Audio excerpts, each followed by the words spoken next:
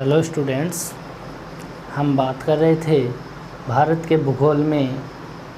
हमने टॉपिक लिया था भौतिक स्वरूपों को। उसके अंदर हमने चर्चाएं की थी। हमने उसके अंदर पढ़ा कि हिमालय की उत्पत्ति कैसे हुई। उसके अंदर भूसन्नति के बारे में हमने जाना। भूसन्नति क्या होती है इसके बारे में हमने देखा। आज इसी को आगे बढ़ाएंगे। इसी को आगे बढ़ाते हुए हम पढ़ रहे हैं। जैसे हमारा टॉपिक है भौतिक स्वरूप।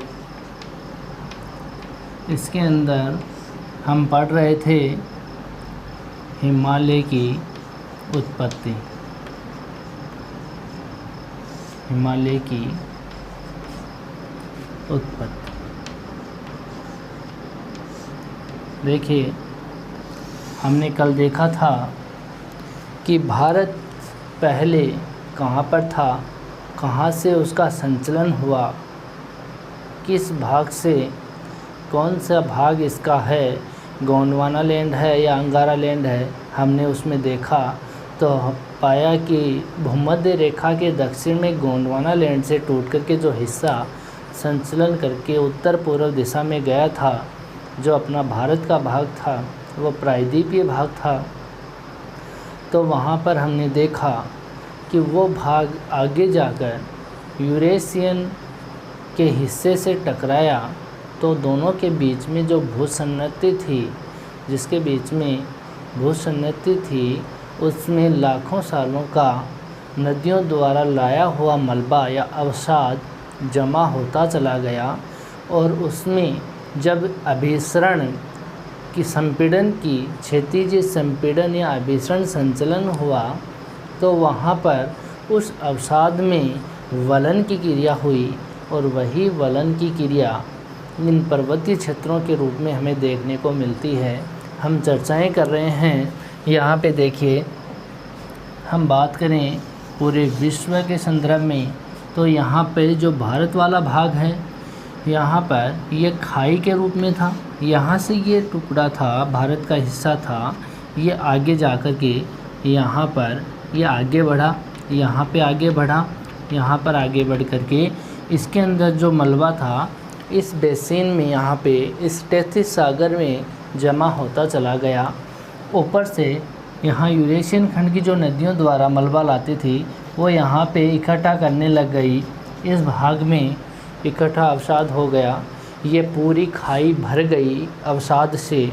उसके बाद में जब आज भी उसका संचलन उत्तर पूर्व की ओर है, इन दोनों में यहाँ पे अभिसरण की क्रिया हुई।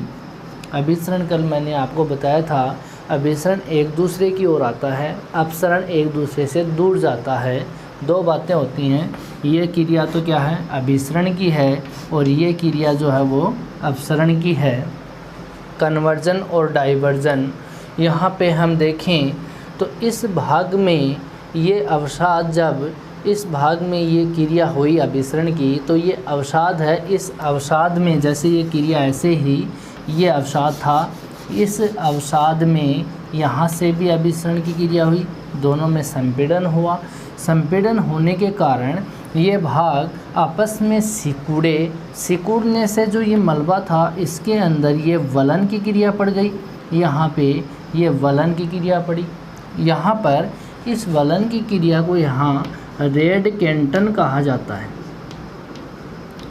यहाँ पे क्या कहते हैं, रेड कैंटन कहते हैं। इस क्रिया को सीमांत श्रेणी में जो वलन पढ़ते हैं उनको रेड कैंटन कहते हैं। जहाँ पर ये वलन की क्रिया नहीं होती, यानी जो मलबा है वो कठोर है, टाइट है, तो यहाँ पर इसमें वलन नहीं पड़ते, लेकिन वो इस भाग से थोड़ा ऊपर उठ जाता है।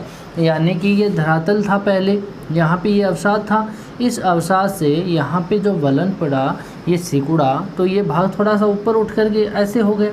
इसमें वलन नहीं पड़ा। कारण क्या है कि वहाँ पे अवसाद इतना कठोर, उसमें सीमेंटीकरण इतना अधिक हो गया कि वो एक चट्टान का रूप ले लिया था, इसलिए उसमें ज़्यादा वलन नहीं हो पाया। तो यहाँ पे ये भाग ऊपर उठ जाता है थोड़ा सा धरातल से, तो इसको आप यहाँ पे स्वासीन वर्ग बोलते हो। यहाँ पे इसका नाम क्या था, स्वासीन वर्ग या मीडियन मास। इसको बोलते हैं। यहाँ पे इस मीडियन मास जैसे ऊपर उठा, धरातल से थोड़ा ऊपर उठा, तो उसको क्या बोलते हैं हम? पठार बोलते हैं। यानी कि 1000 मीटर की दूरी से या हाइट से ऊपर जाता है तो पर्वत हो गया। 1000 मीटर की हाइट तक होता है उसको हम पठार बोल देते हैं। 600 तक रहता है तो वो सामान्य रूप में मैदानी क्षेत्र में आता है। तो यहाँ पे ये ऊपर उठा हुआ भाग है, यहाँ पे ये उठा हुआ, इसको हम पठार का नाम दे देते हैं। और ज़्यादा ऊंचा हो जाता है, वलन की क्रिया पड़ जाती है, उनको हम पर्वत का नाम दे देते हैं। अनेक छोटी छोटी पहाड़ियों का एक समूह होता है, लंबी श्रृंखला होती है, उसको हम पर्वत तंत्र का नाम ले देते हैं। तो यहाँ पे पर्वतीय श्रृंखलाएँ बनी। कहाँ पर बनी? इस भूसन्नति के दोनों किनारों पे बनी, बीच में एक पठारी भाग बन गया। तो यहाँ पे हम देखें, इस भाग में विश्व के मानचित्र में अगर यहाँ पे हम देखें तो ये भारत की स्थिति है। यहाँ पर हम भारत की स्थिति को देखते हैं। यहाँ पे ये भारत वाली स्थिति, इस भाग में ये भारत की स्थिति है। तो यहाँ पर ये भूसन्नति का क्षेत्र था। ये क्षेत्र कौन सा था? भूसन्नति का था। ये वाला क्षेत्र भूसन्नति वाला था। ऊपर यूरेशियन प्लेट थी। यहाँ पे इसका हिस्सा है। इस क्षेत्र में ज़्यादा वलन की क्रिया हुई तो ये गांठ सी बन गई। इस गांठ से हम देखते हैं कि पर्वतीय क्षेत्र यहाँ से कौन कौन से निकले। यहाँ से हिंदुकुश पर्वत निकल गया। यहाँ पाकिस्तान में सुलेमान किरथर पर्वत श्रेणियाँ बन गई। यहाँ पे सुलेमान और किरथर, इधर हिंदुकुश निकल गया। अपने भारत की तरफ आया, जो पर्वत था उस पर्वत को हमने हिमालय कह दिया। यहाँ पे जो भाग था वो ऊपर उठ गया। हमने यहाँ पे बात की है, यहाँ पे हमने चर्चा की है, ये ऊपर उठा हुआ भाग है, वो ऐसा ही यहाँ पे उठा था। तो यहाँ तिब्बत वाला जो पठार है वो इनके बीच में यहाँ ऊपर उठा। इसके ऊपर यहाँ पे एक पर्वत श्रेणी और निकली थी, उसको हम क्युनलुन बोलते हैं। ये चीन में है, ठीक है। यहाँ पे क्युनलुन है, ये हिंदुकुश पर्वत श्रेणी है, हिंदुकुश है। यहाँ पे अपना ये नीचे वाला हिमालय है, हिमालय। और यहाँ पर ही ये तिब्बत का पठार है, यहाँ पे तिब्बत का पठार है। इधर की ओर देखें तो यहाँ पे एल्बुर्ज है, यहाँ पे कार्पेथियन है, यहाँ पे आल्पस है, यहाँ पे दिनारिक आल्पस है। इन क्षेत्र में ये पर्वत श्रेणियाँ ही हैं। यहाँ पर ये जो भूसन्नति में पर्वत श्रेणी है, ठीक है। तो हम चर्चा कर रहे हैं अपने हिमालय की। तो हिमालय कहाँ से बना? इस भाग में भूसन्नति में मलबे के अवसाद में वलन की क्रिया हुई तो इसमें उत्थान हुआ। वलन जब पड़ता है तो एक बार ऊपर उठ जाता है, फिर और संचलन होता है धीरे धीरे, तो और उत्थान होता है, फिर दोबारा वही मलबा जो वलन की क्रिया वो और ऊपर उठ गई, फिर और उसमें वलन की क्रिया पड़ी तो वो और ऊंची हो गई। तो यहाँ पे विश्व का सबसे ऊंचा पर्वत श्रेणी है माउंट एवरेस्ट। तो ये जो चीज़ें हैं ये वलन की क्रिया के कारण होती हैं। तो यहाँ पे मीडियन मास के रूप में अपना तिब्बत का पठार है। यहाँ पे हम इस हिमालय को भूसन्नति के अनुसार समझ सकते हैं कि ये हिमालय कैसे बना हुआ है। यहाँ दोनों में संचलन की क्रिया हुई, दोनों में संचलन हुआ तो मलबे में वलन पड़ा। और इसमें अलग अलग विद्वानों के अलग अलग मत हैं। यहाँ पे हम अगर अपने हिमालय की चर्चा करें तो हिमालय को हम 4 भागों में बांटते हैं। अगर हिमालय की बात करें तो हिमालय को हम 4 भागों में बांटते हैं। उनके नाम हैं, जैसे हम इसको ट्रांस हिमालय बोलते हैं। पहला प्रकार कौन सा है? ट्रांस हिमालय का। ट्रांस हिमालय के बाद में हम दूसरा प्रकार जो लेते हैं इसके अंदर चौथे 4 प्रकारों में से, वो यहाँ पे महान हिमालय है, ग्रेटर हिमालय, महान हिमालय। महान हिमालय के बाद में यहाँ पे अगला प्रकार हम लेते हैं यहाँ पे लघु हिमालय का, लघु हिमालय। और अगला प्रकार हम इसमें लेते हैं यहाँ पर शिवालिक हिमालय, शिवालिक हिमालय। ये 4 प्रकार हम इसमें लेते हैं। यहाँ पे हम बात करें ट्रांस हिमालय की, महान हिमालय की, लघु हिमालय की और शिवालिक हिमालय की। ट्रांस हिमालय का पार्ट जो है अपने यहाँ भारत में थोड़ा सा ही हिस्सा है। यहाँ पे जम्मू कश्मीर में जो काराकोरम पर्वत श्रेणी है वो यहाँ पे ट्रांस हिमालय का ही भाग है। उसके बाद में ट्रांस हिमालय यहाँ पे चीन और तिब्बत में है। अपने यहाँ पे इसकी विस्तार कम है। हम यहाँ पे ज़्यादातर पढ़ते हैं महान हिमालय को पढ़ते हैं और उसके बाद में लघु हिमालय को पढ़ते हैं। इसके बाद में हम शिवालिक का वर्णन करते हैं। तो अनेक विद्वान थे, उन्होंने अपनी अलग अलग राय प्रस्तुत की। यहाँ पे हम बात करें तो यहाँ जो इसकी हिमालय की उत्पत्ति बताई है 4 भागों में, तो उन विद्वानों ने बताया कि ये जो 3 हैं प्रकार हैं हिमालय के, जिसमें ट्रांस भी है, महान भी है और लघु भी है, ये तो एक तरीके से बना है और जो हिमालय शिवालिक पर्वत श्रेणी बनी वो अलग तरीके से बनी हुई है। यानी कि इनकी उत्पत्ति एक समान हुई और इसकी उत्पत्ति अलग प्रकार से हुई। यहाँ पे हम बात करें कि इसकी हिमालय की उत्पत्ति यहाँ पे इस अलग अलग प्रकार के विद्वानों ने अलग अलग बताई है, जिसमें हम बात करें कि एडवर्ड स्वेस महोदय और यहाँ पे कोबर और ओरगन 3 विद्वान थे। तीनों विद्वानों ने अलग अलग बात बताई यहाँ पे। तो यहाँ पे हम देखें अलग अलग विद्वानों के नाम, जैसे यहाँ पर भूसन्नति के अंदर यहाँ पे हम बात करें इनकी तीनों के प्रकारों की।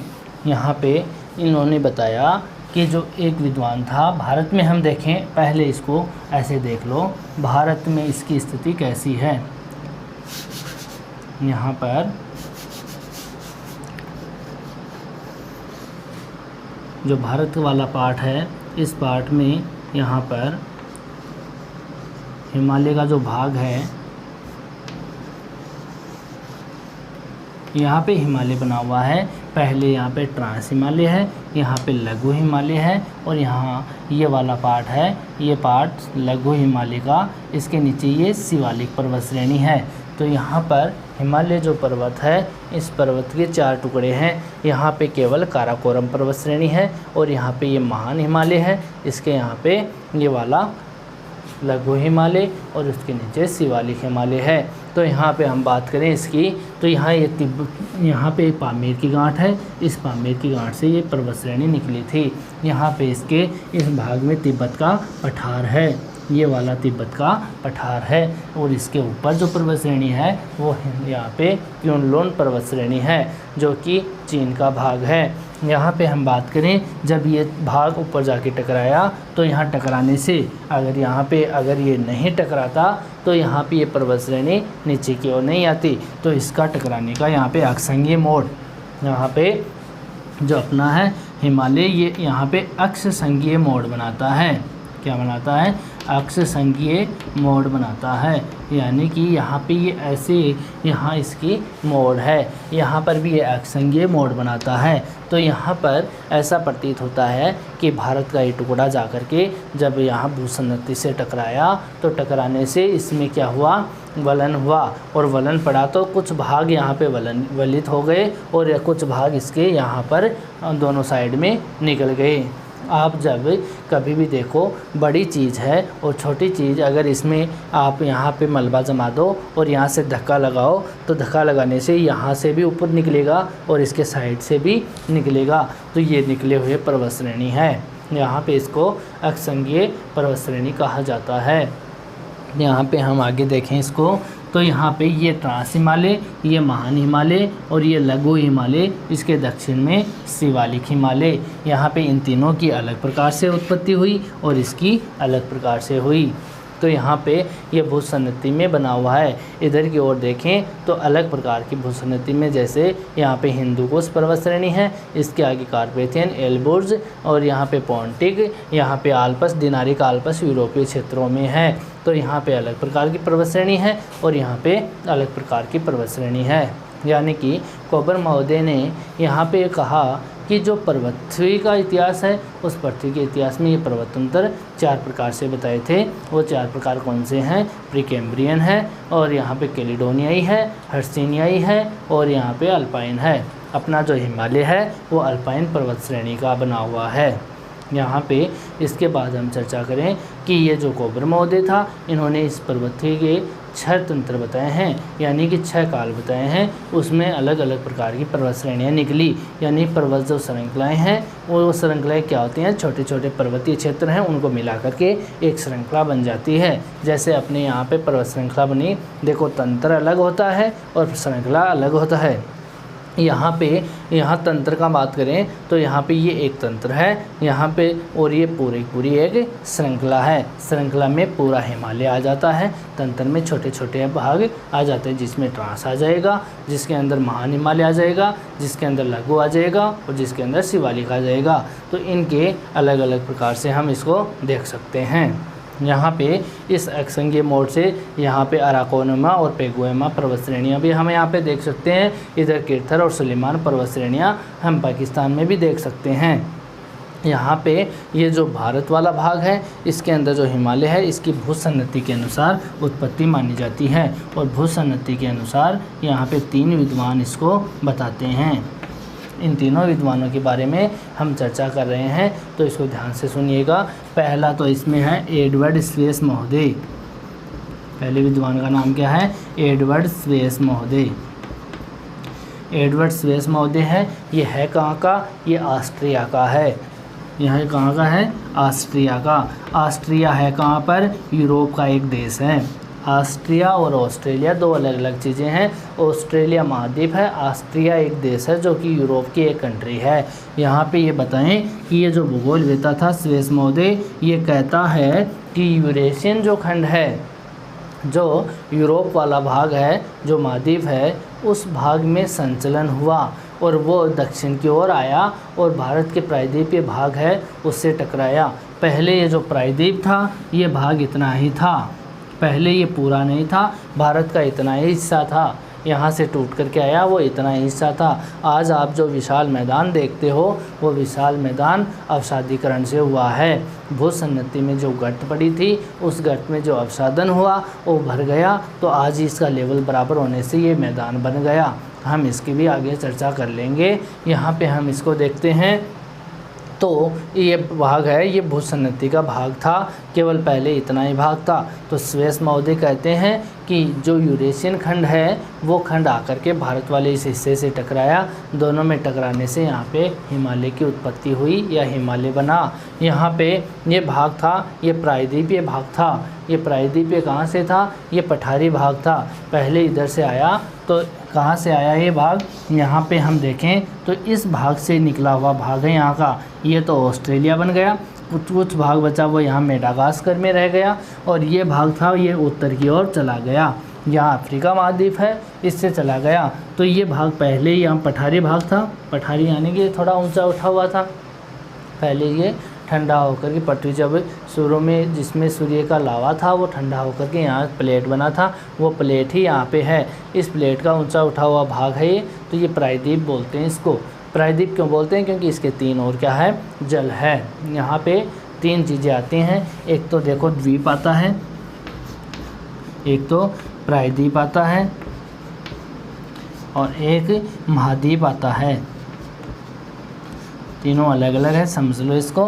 द्वीप का मतलब होता है जो द्वीप है इसके चारों ओर क्या है, जल है, यानी कि बीच में समुद्र में कोई द्वीपीय क्षेत्र ऊपर निकला हुआ है, वो भी क्या है कि पर्वत श्रेणी है। हमने जब फर्स्ट ईयर में 49 पढ़े, उस टाइम में हमने देखा था कि यहाँ पर नीचे से जो लावा निकलता है या पर्वतीय श्रेणी का लावा निकलता है, अगर वो 1000 मीटर तक हाइट में है तो वो पठार है, अगर उससे ऊपर हुआ तो वो पर्वतीय क्षेत्र। अगर पानी का लेवल नीचा चला गया तो वो पर्वतीय क्षेत्र ऊपर दिखने लग जाता है, हमें स्थल भाग से दिखने लग जाता है, तो वहाँ पे वो द्वीप बन जाता है, क्योंकि उसके चारों ओर क्या होता है, पानी होता है।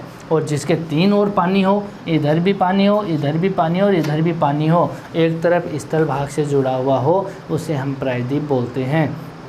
तो यहाँ पे अपना भारत वाला प्रायद्वीपीय भाग है। इस प्रायद्वीपीय भाग का ये हिस्सा है, ये हिस्सा जब यूरेशियन प्लेट इससे आकर के टकराई तो यहाँ पे हिमालय बना। ये बात किसने कही, ये स्वेस महोदय ने कही। तो हम इसको देख लेते हैं, इसने क्या कहा। यहाँ कहा यूरेशियन खंड है, यूरेशियन खंड में संचलन और प्रायद्वीपीय भारत वाला भाग स्थिर रहा।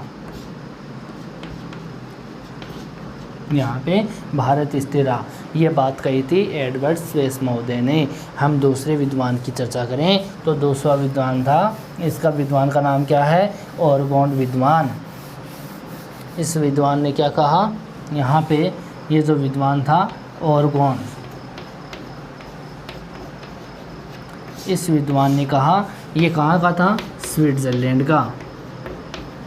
स्विट्ज़रलैंड कहाँ है?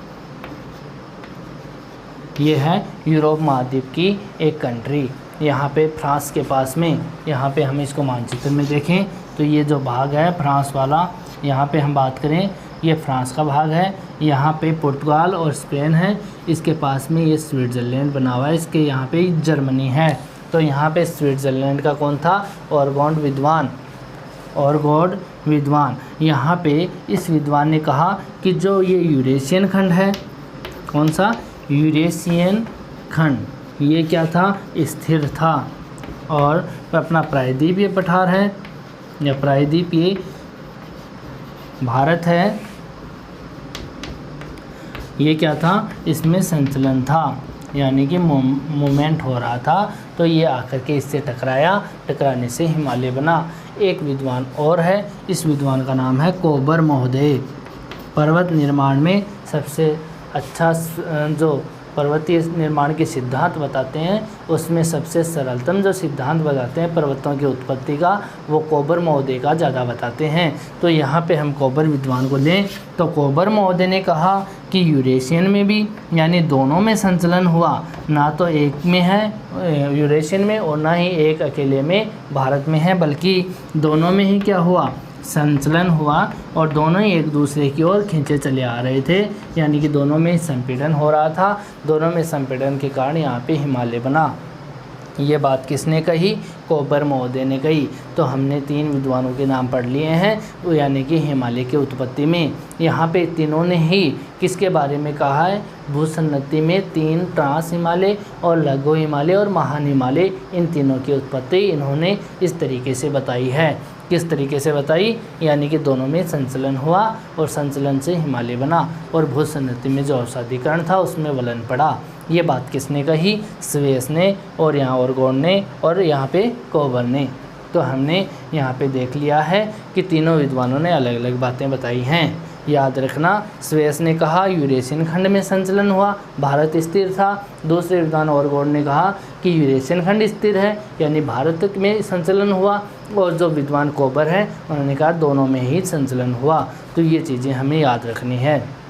आ गया समझ में? आगे भी अपने भारत में हम पर्वतीकरण देखेंगे, पर्वतीय क्षेत्र देखेंगे। ये तो हम हिमालय की बात कर रहे हैं, लेकिन यहाँ पे अलग देखें तो यहाँ हिमालय भी, यहाँ पे अरावली पर्वत श्रेणी बनी हुई है, यहाँ पे विंध्याचल पर्वत श्रेणी, यहाँ सतपुड़ा भी है, यहाँ पे इसका पश्चिमी कगार भी है। इन क्षेत्रों में पर्वत श्रेणियाँ हैं, यहाँ पठारी भाग हैं। इन सब की बातें हम एक एक करके आगे भी पढ़ लेंगे। यहाँ पे हम केवल हिमालय की उत्पत्ति देख रहे हैं कि हिमालय को 4 भागों में बांटा गया था, जिसमें से 3 हिमालय, इनकी उत्पत्ति अलग तरीके से, जैसे हमने भूसन्नति की बात की, इस हिसाब से हुई है, बल्कि शिवालिक की उत्पत्ति ऐसे नहीं हुई। शिवालिक जो पर्वत श्रेणी भारत में ही है। इधर जो पर्वत श्रेणी है लास्ट में, ये पर्वत श्रेणी थी। यहाँ पे पहले इस पर्वतीय क्षेत्र के तली वाले भाग में, फुट हिल जोन में, यहाँ एक नदी बहा करती थी। वो नदी इधर से आती थी, वो नदी इंडो ब्रह्म नदी थी। आज की जो ब्रह्मपुत्र नदी है उसी का आगे का भाग माना जाता है कि यहाँ पे जो खाई गली, यहाँ पे जो खाई थी, उस खाई में यहाँ पे एक नदी बहा करती थी, और वो नदी इंडो ब्रह्म नदी है। और यहाँ इस इंडो ब्रह्म का अवशेष यहाँ घग्गर नदी के रूप में भी मिलते हैं। यहाँ पे ये नदियाँ पहले अपने अवसादीकरण से इस खाई को भर दिया और यहाँ पे वलन की क्रिया हुई, संचलन हुआ और एक पर्वतीय क्षेत्र बन गया। आज यहाँ पे शिवालिक है और भविष्य में आने वाले टाइम में यहाँ पे एक पर्वत श्रेणी और भी बन सकती है। कहाँ पे? शिवालिक के दक्षिण में, जहाँ आज का विशाल मैदान है। ये विशाल मैदान भी क्या है? नदियों द्वारा लाया हुआ मलबा और जो पर्वतीय क्षेत्रों से अवसाद लेकर के आई वहाँ जमा दिया, और जमाने के कारण आगे आने वाले भविष्य में हज़ारों लाखों साल के बाद में ये जो मलबा था इसमें सीमेंटीकरण होगा और ये यहाँ पे कठोर होकर के एक पर्वत का रूप ले लेगा।